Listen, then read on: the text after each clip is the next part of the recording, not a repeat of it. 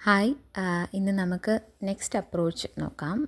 Personality തിയറീസിലെ അതാണ് humanistic approach of personality, പിന്നെ humanistic അപ്രോച്ചിൽ വരുന്ന രണ്ട് തിയറീസും. ഈ ഹ്യൂമനിസ്റ്റിക് അപ്രോച്ചിനെ കുറിച്ച് പറയുകയാണെങ്കിൽ അത് തേർഡ് ഫോഴ്സ് അല്ലെങ്കിൽ സൈക്കോളജിയിൽ തേർഡ് അപ്രോച്ച് എന്നാണ് പറയപ്പെടുന്നത്. എന്താണ് ഈ ഫോഴ്സ് എന്ന് വെച്ചാൽ പല പല കാലഘട്ടത്തിലായിട്ട് സൈക്കോളജിയെ ഇൻഫ്ലുവൻസ് ചെയ്ത തോട്ട്സ്, അതായത് മേജർലി ഇൻഫ്ലുവൻസ് ചെയ്ത തോട്ട്സിനെ നമ്മൾ ഫോഴ്സ് എന്ന് പറയും. അതിപ്പോൾ പറയുകയാണെങ്കിൽ ഫസ്റ്റ് ഫോഴ്സ് ഓഫ് സൈക്കോളജി എന്ന് പറയുന്നത് ഫ്രോയിഡിൻ്റെ സൈക്കോ അനാലിസിസ് ആണ്. അതാണ് വളരെ ഒരു റവല്യൂഷണറി ആയിട്ടുള്ളൊരു തിയറി ആൻഡ് കൺസെപ്റ്റ്സ് ആയിരുന്നു ആ സമയത്ത് സൈക്കോളജിയെക്കുറിച്ച്. അങ്ങനെ first wave is psycho analysis. Second wave എന്ന് പറയുന്നത് ബിഹേവിയറിസം ആണ്.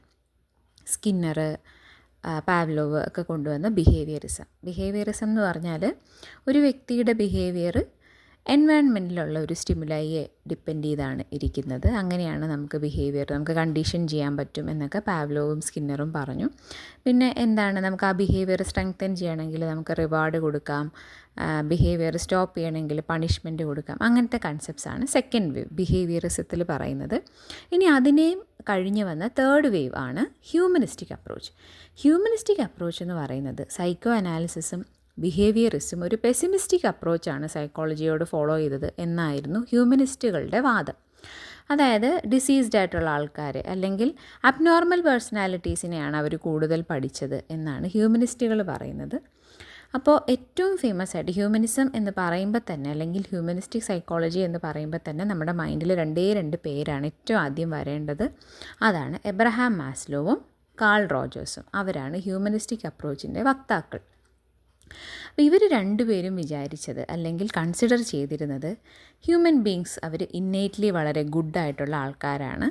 അവർക്ക് സ്വന്തം കഴിവുപയോഗിച്ച്, അതായത് അവരുടെ പൊട്ടൻഷ്യൽ ഉപയോഗിച്ച് അവർക്കൊരു ഫുള്ളി ഫങ്ഷനിങ് പേഴ്സൺ, അതായത് അവർ ഏത് ലെവൽ വരെ എത്തണമെന്ന് ആഗ്രഹിക്കുന്നു അവിടെ എത്താൻ കഴിവുള്ള ആൾക്കാരാണ് എന്ന് പറഞ്ഞവരാണ് എബ്രഹാം മാസ്ലോവും കാൾ റോജേഴ്സും. ഇനി നമുക്ക് ഇവരുടെ ഓരോരുത്തരുടെയും തിയറിയിലേക്ക് ഡീറ്റെയിൽഡായിട്ട് പോവാം. ആദ്യമായിട്ട് എബ്രഹാം മാസ്ലോ, അദ്ദേഹത്തിൻ്റെ തിയറിയെ നമ്മൾ പറയുന്നത് ഹൈറാർക്കി ഓഫ് നീഡ്സ് എന്നാണ്. എബ്രഹാം മാസ്ലോവ് പറഞ്ഞത് മനുഷ്യർക്ക് ഒരു ജന്മനാൽ തന്നെ ഇന്നേറ്റ് ആയിട്ടുള്ളൊരു ഡ്രൈവ് ഉണ്ട്. എന്തിനുള്ള ഡ്രൈവാണ്? അവനവൻ്റെ highest level of capability achieve ചെയ്യാനായിട്ട്. ഈ അച്ചീവ്മെൻറ്റിനെ അദ്ദേഹം വിളിച്ച പേരാണ് സെൽഫ് ആക്ച്വലൈസേഷൻ. അപ്പോൾ എവിടെ സെൽഫ് ആക്ച്വലൈസേഷൻ എന്ന് കണ്ടാലും അത് മാസ്ലോവിൻ്റെ കൺസെപ്റ്റാണ്. അതുകൊണ്ട് അദ്ദേഹം ഹ്യൂമൻ പേഴ്സണാലിറ്റിയെ മനസ്സിലാക്കാനുള്ള ആ ഒരു യാത്രയിൽ അദ്ദേഹം ഒരുപാട് സെൽഫ് ആക്ച്വലൈസേഴ്സിനെ പഠിച്ചു. സെൽഫ് ആക്ച്വലൈസേഴ്സ് എന്ന് പറഞ്ഞാൽ എന്താണ്? അവരുടെ പൊട്ടൻഷ്യലിൻ്റെ അങ്ങ് അറ്റം ഉപയോഗിച്ച് വളരെ ഹൈ ലെവൽ ഓഫ് അച്ചീവ്മെൻറ്റ് ഉള്ള ആൾക്കാർ. അദ്ദേഹം പഠിച്ച ആൾക്കാരൊക്കെയാണ്? Albert Einstein, Eleanor Roosevelt, Thomas Jefferson, Abraham Lincoln. അങ്ങനെ ഹൈ അച്ചീവേഴ്സിനെ മാസ്ലോ പഠിച്ചു. ഇനി അദ്ദേഹത്തിൻ്റെ വാദം എന്ന് പറയുന്നത് നമ്മൾ നേരത്തെ പറഞ്ഞ അതേ കാര്യം. ഇതിനു മുമ്പുള്ള തിയറിസ്റ്റുകളെല്ലാവരും എന്താണ് ചെയ്തത്? അവരുടെ attention darker aspects of human personality, അതായത് ഒന്നുകിൽ അബ്നോർമലായിട്ടുള്ളവർ, ഡിസീസ്ഡ് ആയിട്ടുള്ളവർ, അങ്ങനെ മെൻ്റലി ഡിസീസ്ഡ് ആയിട്ടുള്ളവർ, അതൊക്കെയാണ് അവർ കൂടുതലും ഫോക്കസ് ചെയ്തിരുന്നത്. പക്ഷേ അദ്ദേഹം പറഞ്ഞു നമുക്ക് ഹ്യൂമൻസിനെ മനസ്സിലാകണമെങ്കിൽ, അവരുടെ ട്രൂ നേച്ചർ മനസ്സിലാകണമെങ്കിൽ നമ്മൾ നമ്മുടെ ഫോക്കസ് അൺഹെൽത്തി ഇൻഡിവിജ്വൽസിൽ നിന്ന് മാറ്റി ഹെൽത്തി ഇൻഡിവിജ്വൽസിലേക്ക് കൊണ്ടുവരണം എന്ന് എബ്രഹാം മാസ്ലോ പറഞ്ഞു.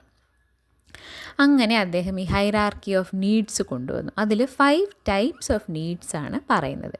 അപ്പോൾ എപ്പോഴും ഈ ഹൈറാർക്കി ഓഫ് നീഡ്സ് നമ്മൾ ഈ ട്രയാങ്കിളിൻ്റെ ഫോമിലായിരിക്കും റെപ്രസെൻ്റ് ചെയ്യുക. അപ്പോൾ അതിനകത്ത് ട്രയാങ്കിളിൻ്റെ താഴെ വിഡ്ത്ത് കൂടുതലുള്ള ഭാഗത്ത് വരുന്നതാണ് നമ്മുടെ ബേസിക് നീഡ്സ്.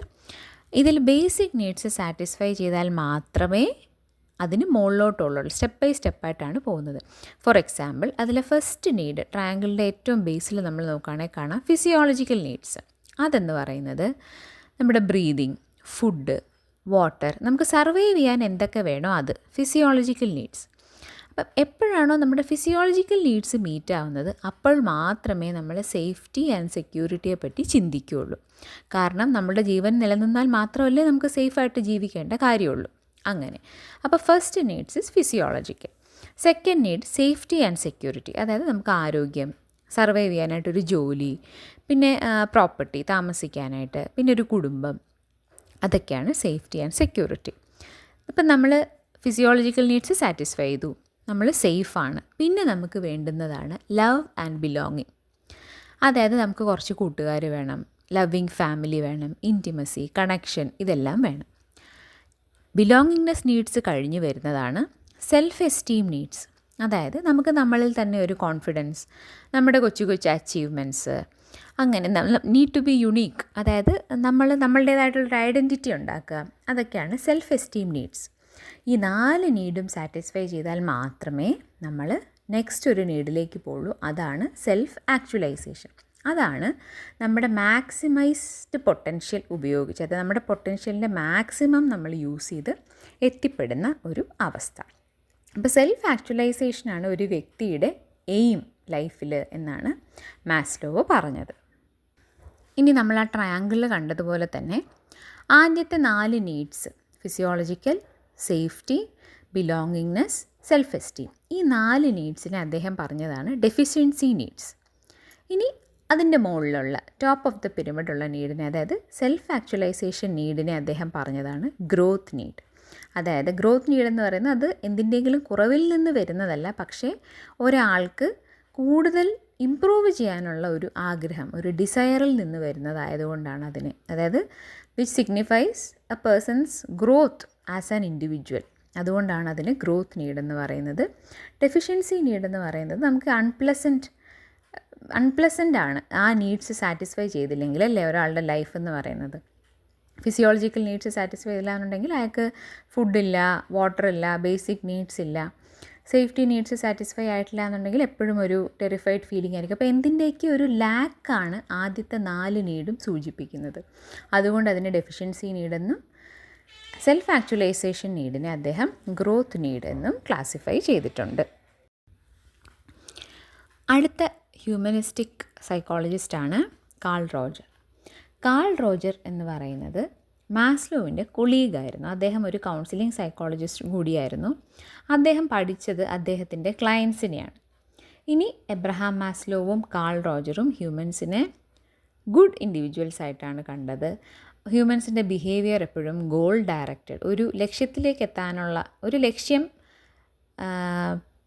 അച്ചീവ് ചെയ്യാൻ വേണ്ടിയിട്ടാണ് അവർ ഓരോ കാര്യങ്ങൾ, അവരുടെ ബിഹേവിയർ എല്ലാം ഒരു ഗോൾ ഓറിയൻറ്റഡ് ആണ്, ഗോൾ ഡയറക്റ്റഡ് ആണ് എന്നാണ് ഹ്യൂമനിസ്റ്റ് പെർസ്പെക്റ്റീവിൽ പറയുന്നത്.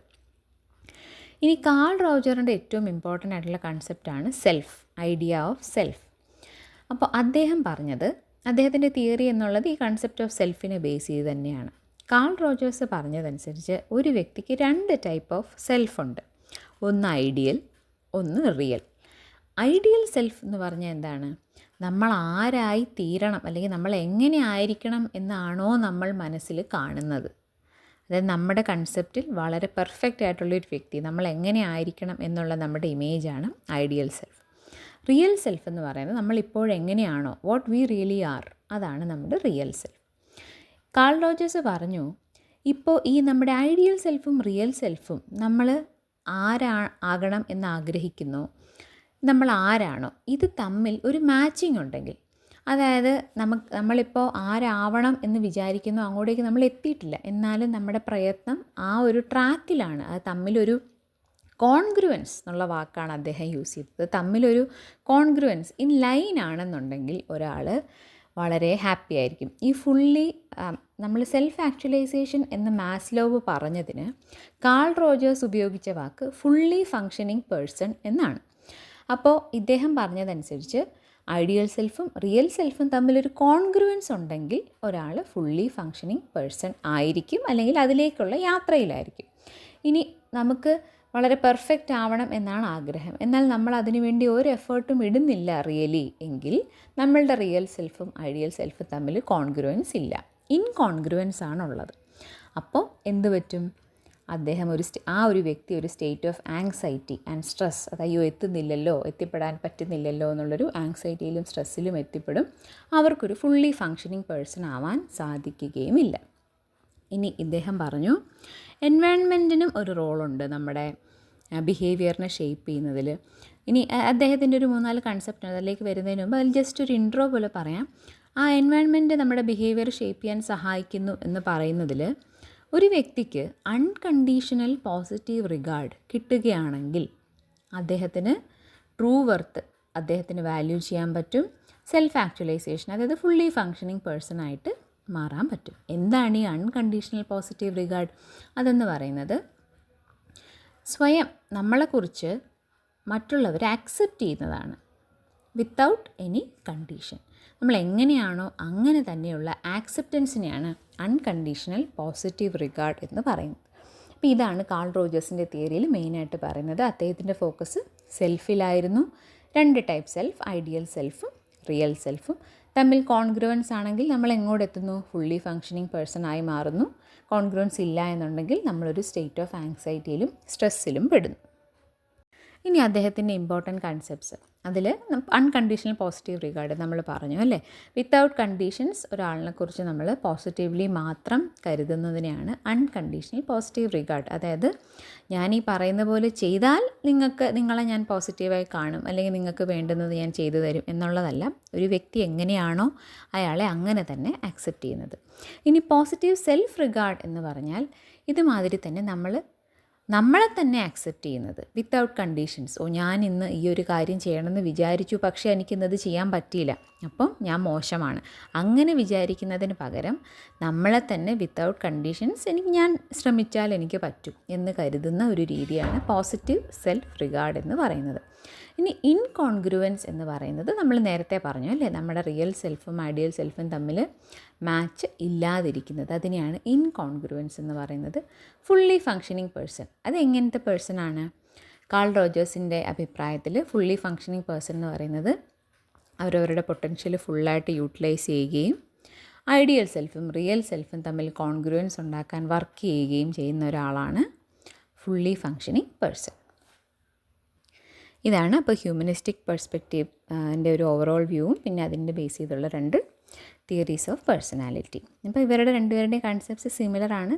ഹ്യൂമൻസ് ആർ ഇന്നേറ്റ്ലി ഗുഡ്, പിന്നെ എക്സ്റ്റേണൽ എൻവയൺമെൻറ്റും അവരുടെ behaviour and character personality shape ചെയ്യുന്നതിൽ ഇൻഫ്ലുവൻസ് ചെയ്യുന്നുണ്ട് എന്നും കൂടി കാൾ റോജേഴ്സ് പറഞ്ഞു.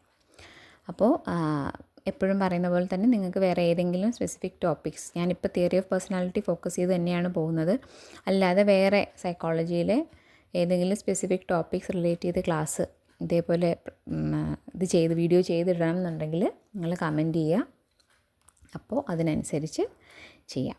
Okay, thank you.